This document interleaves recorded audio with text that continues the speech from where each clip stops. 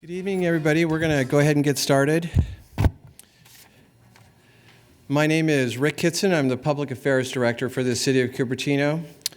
Thank you for coming out this evening for our first scoping meeting for the Hills at Vallco project.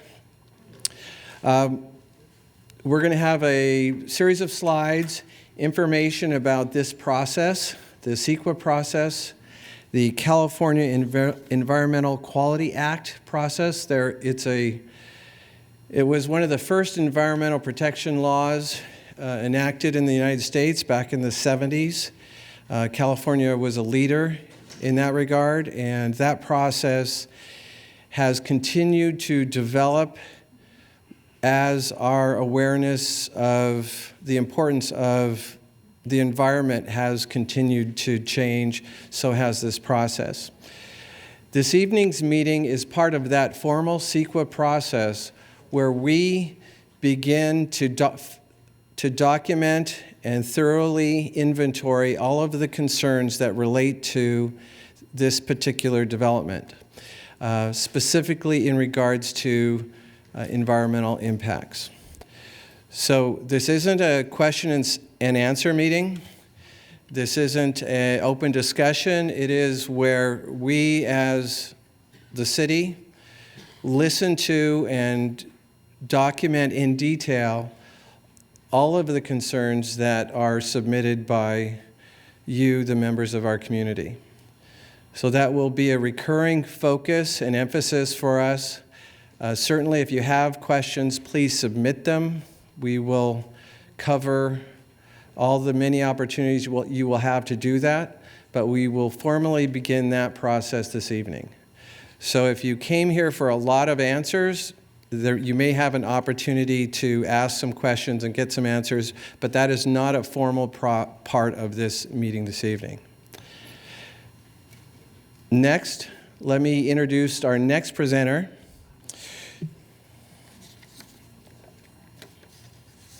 Jeff Bradley is our project planner for the Hills at Vallco project. And Jeff, why don't you come up and get us going? Thanks, Rick. Rick covered the agenda for tonight and the purpose. I'm going to jump right into the project area. There's really two projects to keep in mind here. As the opening slide showed, we have the specific plan for the area known as the Vallco Shopping District. This concept is in the city's general plan, that a specific plan shall be prepared for this area. And when you hear the word specific plan, think of an area plan or a master plan, some more detailed plan than the general plan that covers the whole city, that allows for a grouping of properties to develop over a period of time under one set of rules. So as this slide shows, this includes what we think of as the Vallco Shopping Center that exists today, plus those two northern parking lots that abut Interstate 280 and the off and on ramps there, but those are actually separate. This is about a 58-acre area. It's pretty good size. It straddles both sides of Wolf Road, comes all the way down to Stevens Creek. So then we're zooming in and we're looking at just the Vallco, what we think of as the Vallco property, shopping center property developed with the three large anchor stores and all the interconnecting parts of the mall. This is about 50 acres. So this is the big chunk of the larger specific plan area, and this will be the focus of most of our discussion tonight. So everyone's been to Vallco, right? Raise your hand. Okay, yeah, everyone knows where we're at. And so the general plan laid out a strategy for how this all might come together through this specific plan process. And the high-level vision really was that Vallco needed to be redeveloped with a new, modern constructed retail between 600,000 square feet and 1.2 million. It was a range. This proposal is offering 600,000 square feet of new retail space. The other major component was residential. This proposal is for 800 residential units, also anticipated by the general plan. And finally, the third major component is 2 million square feet of office space. And all three of these major land uses are supported by other functional land uses and amenity space. This is also supported by over 9,000 parking spaces in this proposal, the great majority of which would be underground. And then covering up the whole top of it, as I'm sure a lot of you have seen through the media and the community meetings held by the applicant, a very large 30-acre, what's known as a green roof. So this is the specific, how's that read over there? This is the specific, we call it a site plan or street pattern of how this development would be laid out. And it's really based on traditional urban design principles of you want a nice walkable grid of streets where both cars and pedestrians and cyclists have lots of different routes through an area. So as you can see, it's divided up in about 16 different blocks. And can you see my mouse when I spin it around? So this area down here is predominantly the retail area. This big pink block of buildings is what we call the recreational uses. This includes the uses that we know about and are familiar with today that are already at Vallco, such as the bowling alley, the ice rink, the fitness center, and the movie theaters, of course. So all those uses would be accommodated in this large block area here. You get more into the office area as you get over into this area, and then you also get some small retail serving restaurant uses around this open space. Of the residential units, they're broken down where the proposals for 680 what we call market rate units, just normal apartments for rent on the open market, a combination of studios, 1 bedrooms, 2 bedrooms, and a few 3 bedrooms, not a lot of 3 bedrooms. 80 affordable units, or what we call below market rate, or BMR units, that would be only rented to households that qualify based on their income. And then finally, 40 age-restricted or senior housing units for a grand total of 800. A project of this size also will typically have certain things that are happening what's known as off-site in relation to the project, but it's important that they're kept in mind because they are part of the project. The applicant is proposing a new elementary school to the west at the Nan Allen School site, which is, as I'm sure you all know, is basically the back half of the Collins Elementary site. Related to that is modifications to the Collins Elementary School itself. There's also a proposal to extend the recycled water pipeline that Apple already brought down to their new facility at the Apple Campus 2. And so this would simply be to extend it down from Prune Ridge down to the Vallco site. And finally, the last major component of off-site improvements or changes contemplated by this project would be to facilitate and provide a fair share contribution to the improvement to the Wolf Road 280 interchange. This is an overview of the project as seen from the sky, obviously. So you're kind of looking down at it, and you're seeing this very large green roof, 30 acres, reported to be the largest in the world. Still need to independently confirm that, but that's what we're hearing. And this green roof would really provide a mix of both private and public activities. There's been a lot of questions, but what's going on up there? So that would be civic space for groups who want to have a meeting in a small, maybe medium-sized room, this size perhaps. Civic groups, nonprofits, amenities for both some of the office users and the residential folks who live below the green roof, and then also an extensive network of walking trails. And then it'd be divided into different areas that have different natural features, like a vineyard or an oak forest kind of thing. At this point, I'd like to hand it over to John Schwarz with David J. Powers and Associates, and he will walk you through the environmental review process. Thank you.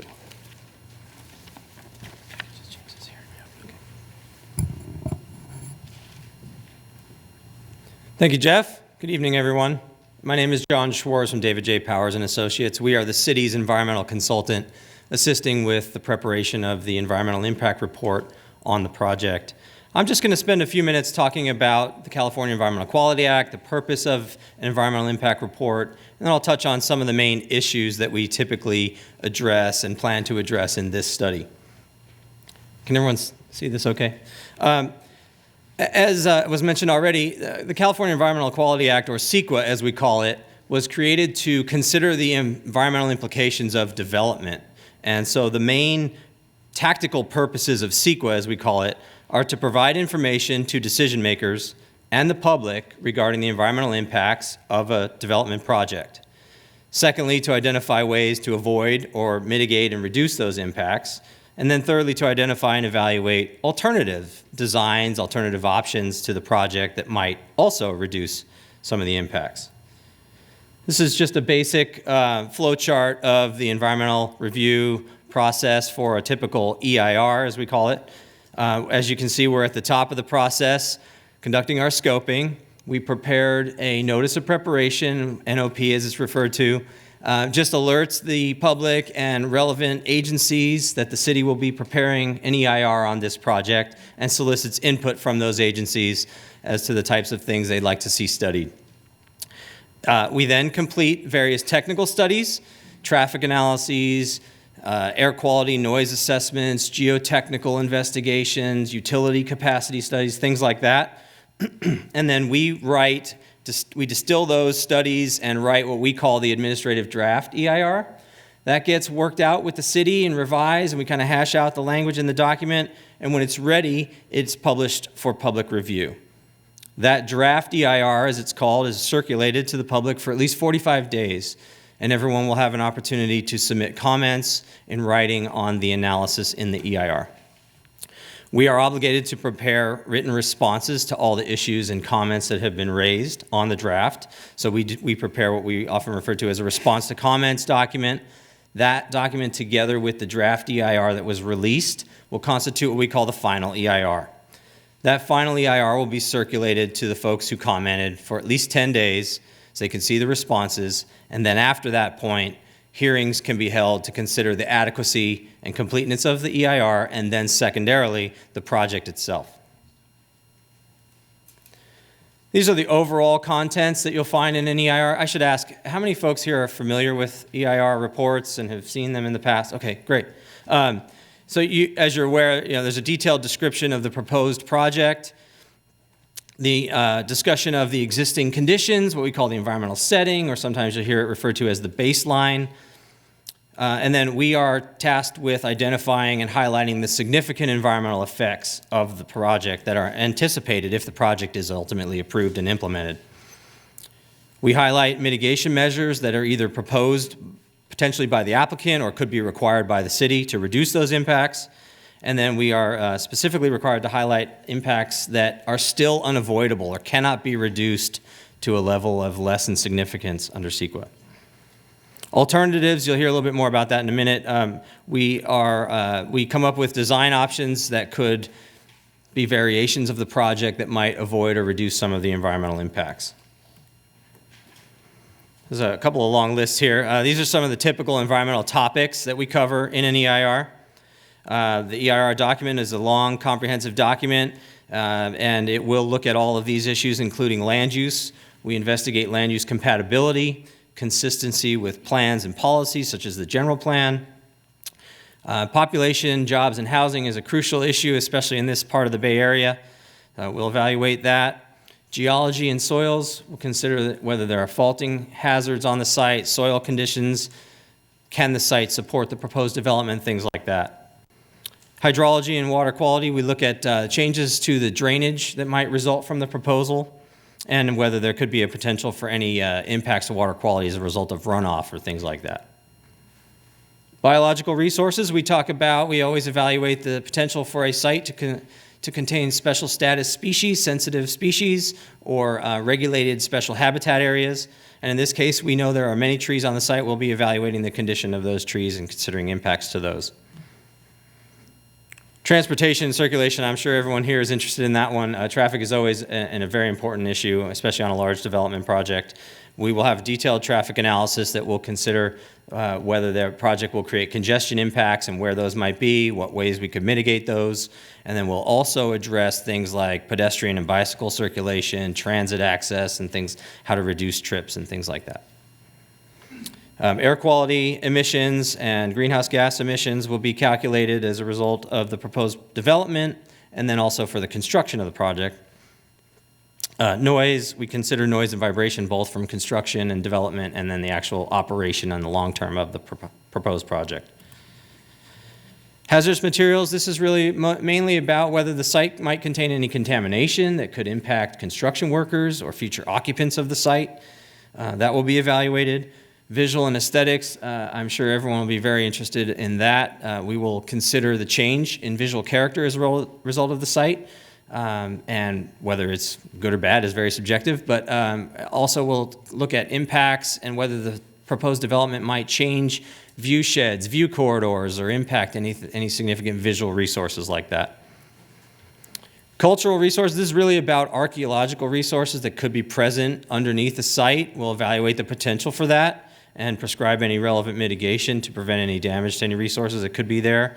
This also addresses the built environment. Are there impacts? Are the structures on the site, do they have any historic value or significance? Utilities and public services, we look at capacity and the ability to serve this development. I'll quickly touch on the last couple. Growth inducing, we have to consider whether the project at this site will induce other growth that may not be planned. That's usually a bigger issue for sites that are not in the main urban envelope, but that's something that will be considered for this project. Cumulative impacts, if anyone's not familiar with this, this is where we consider the proposed project in light of other pending developments that might be in the planning process as well. And we try to identify what are the impacts, are there worse impacts, more significant impacts when you put all these projects together that may come down the pipeline? And if so, what's the project's share or contribution to those? What about existing? Yes, well, we also account for background projects. Thank you. Alternatives, I mentioned already, we'll look at ways to design or redesign or changes we can make to the project that could reduce or avoid impacts. So where are the main opportunities for everyone to provide input and comment during the EIR process? I mentioned the notice of preparation, which was circulated in mid-October. That circulation period ends next week, I believe the 16th. This public scoping meeting tonight is an opportunity in a few moments to provide comments that we can consider as part of the analysis. I mentioned the draft EIR. When that comes out, it'll be an opportunity for everyone to provide written comments on the document itself. You can comb through the analysis and send in comments and input. And then the certification of the final EIR and the public hearings. There'll be an opportunity to review the responses to comments and then certainly to participate in the public hearings. Typically, the EIR is considered and then the project itself is considered. So that concludes my part for the EIR process. I'll turn it back over to Rick. Thank you. Thanks, John. As those of you who have participated in the environmental review process previously, this should all be very familiar. We go through a great deal of trouble and expense to make sure that we have quite a few people working very hard to thoroughly vet the concerns that have been submitted by the community. This is a very serious, very thoroughly vetted, fact-based document that starts with one thing, and that is the comments that come from the community. So if you have not yet submitted any comments, please do so. There's many opportunities here this evening. On the back of the program, you may see that there's a comment card. Write down your comments. Turn them in to any of our staff that are here this evening. City staff that are here, could you please raise your hand? So if you look around, you see people raising their hand, they're city staff. If they're not raising their hand, don't give them your comment card, okay? There is also, you can also do it online.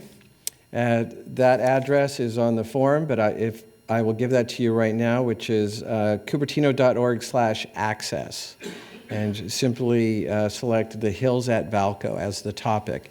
And that way we inventory all of your concerns and make sure that we capture all of your comments. You can also send in an email, and if you go to the project website that the city maintains, which is cupertino.org/Vallco, you will see updates on the project. And then if you're interested in receiving email notifications about the status of the project, you can sign up for that as well. We want to make sure that you're receiving all the information that you want to receive about the status of the project and how the public review process is progressing. Lastly, and I think it's important to note that this is not a popularity contest. We're not evaluating questions that receive the most votes. If you have one concern that nobody else has and it's relevant to the project, it will be addressed. This isn't vote on your biggest concern and whichever gets the most votes is evaluated. If you have a concern that's relevant to the project, it will be addressed. If you have a concern that's not relevant to the project, probably won't be addressed. Concerns about El Nino probably will not be included in the environmental review document. Concerns about the hills of Vallco probably will be included. So keep it focused on the project, and it will more than likely be in the environmental review document. And someone will be working very hard to answer your questions.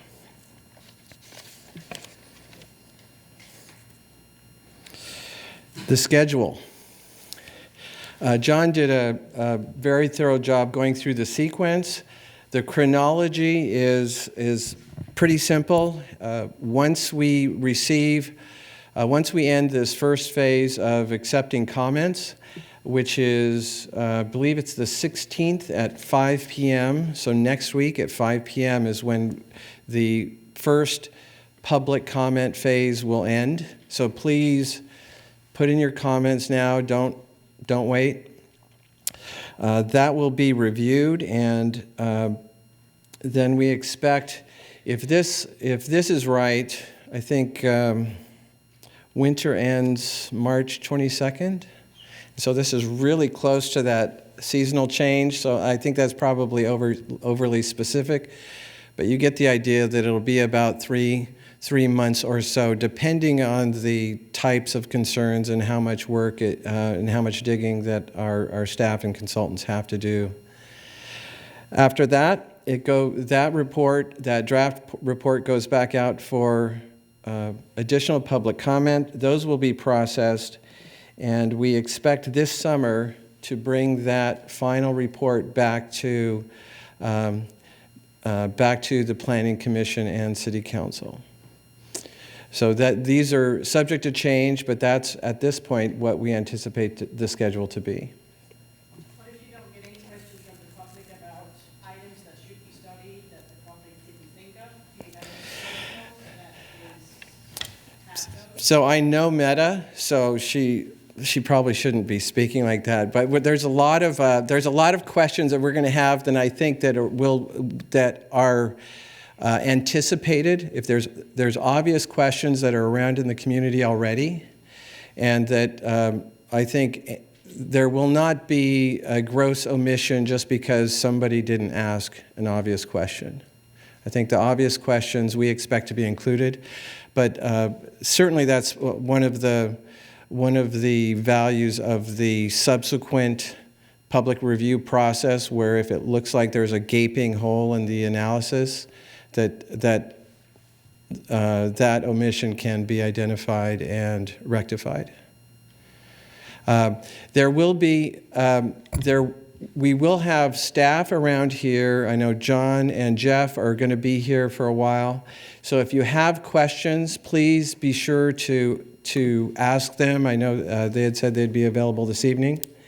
And we also have some city staff here. So if you have questions, you see some boards, we're happy to answer those. But if you have questions about the project, please submit them in writing. That's what really counts for us. So thank you for coming out. Thank you for your time. Your input is what this is all about. And I and other staff members will be around afterwards to answer your questions. Thank you very much.